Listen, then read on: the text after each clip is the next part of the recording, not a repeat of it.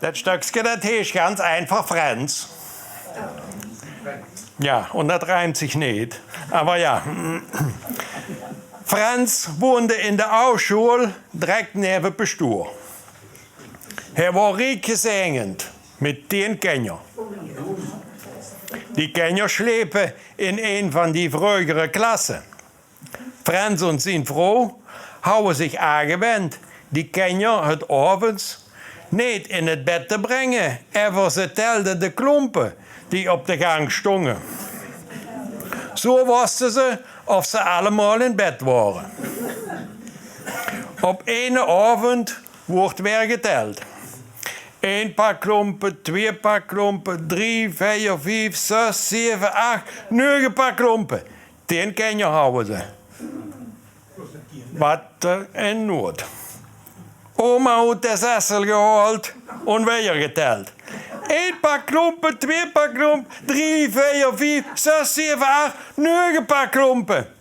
Meer waren niet daar. In zijn nood lebt Franz noch Bestur nebenan. Und er kam auch fort mit und begann auch fort zu tellen. Want er weiß, wie das so bei seinen Nachbarn ging. 1 paar Klumpen, 2 paar Klumpen, 3 paar Klumpen, 4, 5, 6, 7, 8 paar Klumpen, 9 paar Klumpen. Wat een nood. Da kwam de kleine Jan uit de slaapkamer en zei: Pap, den Hein is met de klompen aan in bed gegangen. Geht ja noch wieder. Moment. So war dann alles wäre in Ordnung. Aber Franz hat doch noch jetzt Sorge. Er wilde ja allangens mit Bestur kallen und dem Rat fragen. Drum ging er noch mit Bestur nach het Pastorat nebenan, das nu te doen. Ach, leven hier Bestur, weet ja, wie het bij ons heim is.